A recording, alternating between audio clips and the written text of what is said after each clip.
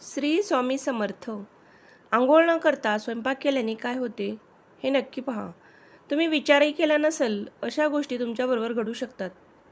स्वयंपाकघर म्हणजे आपल्या घराचे ऊर्जा स्तोत्र. या ठिकाणावरून आपल्याला सर्व कामांसाठी ऊर्जा मिळते.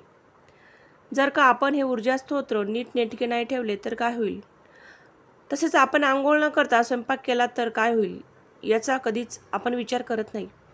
काही दिवसांनी आपल्या विविध गोष्टींचा त्रास होतो. या त्रासापासून वाचण्यासाठी काही अशा गोष्टी असतात त्या आपण केल्या नाही पाहिजे. अशा बऱ्याच गोष्टी असतात त्या आपण स्वयंपाकघरात केल्या नाही पाहिजे. जर का त्या केल्या तर आपल्याला त्याचा त्रास भविष्यात दिसून येतो. स्वयंपाकघर हे आपल्या घरातील एक पवित्र स्थान आहे, ज्या ठिकाणावरून आपल्या घरातील प्रत्येकाला ऊर्जा मिळत असते. तसेच या ठिकाणी अन्नपूर्णा देवीचा वास असतो. ज्या घरावर अन्नपूर्णा देवी प्रसन्न असते त्या घरात आनंदाचे वातावरण असते. काही ठिकाणी अशा काही चुकीच्या गोष्टी होत असतात, त्यामुळे देवी अन्नपूर्णा घरातून निघून जाते. त्या घरात नेहमीच अन्न आणि पाणी याची कमतरता जाणवते. काही जणांना उठल्यावर लगेच चहा पिण्याची सवय असते.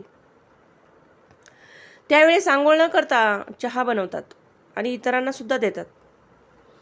यामुळे घरात अशुद्धी निर्माण होते. सर्वांना सकाळी कामानिमित्त लवकर बाहेर जायचे असते. अशा वेळी सुद्धा अंघोळ न करता स्वयंपाकघरात जाऊन काम करतात. अशा वेळी सुद्धा अन्नात अशुद्धी मिसळली जाते. सर्वांना हे माहीत असेल की आपण जे खातो तसेच वागतो. म्हणजे अंघोळ न करता अन्न शिजवले की त्याची पवित्रता राहत नाही. हे अन्न अशुद्ध बनते आणि आपण तेच अन्न खाल्ले तर आपले मन ही शुद्ध अशुद्ध बनते आणि यामुळे आपल्या घरात दारिद्र्य आणि आजारपण येण्यास सुरुवात होते. म्हणून स्वयंपाकघरात प्रवेश करण्याआधी आंघोळ करावी आणि त्याबरोबर स्वयंपाकघर झाडून पुसून स्वच्छ करावे. नंतरच कामाला सुरुवात करावी. आपण अन्न हे पूर्ण ब्रह्म आहे असे आपण म्हणतो. त्यामुळे हे अन्न तयार करताना स्वयंपाकघर स्वच्छ आणि सुंदर ठेवावे.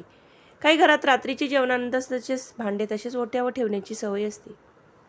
त्यामुळे घरात दूषित वातावरण तयार होते. घरातील लोक आजारी पडण्याची शक्यता असते. त्यामुळे रात्री जेवण झाल्यावर सर्व भांडी लगेच धुवून टाकावी. स्वयंपाक झाला की आधी देवाला नैवेद्य दाखवावा. यासाठी आपला स्वयंपाक हा अंघोळीनंतरच करावा लागतो. आपण जर का अन्न नैवेद्य म्हणून दाखवले तर ते अन्न न राहता देवाचा प्रसाद होतो आणि त्यानंतर जेवण करावे. हे सर्व शक्य आहे आपण जर का अन्न अंघोळीनंतर तयार केल्यावर. त्यामुळे स्वयंपाकघरात अंघोळ केल्यानंतरच कामाला सुरुवात करा.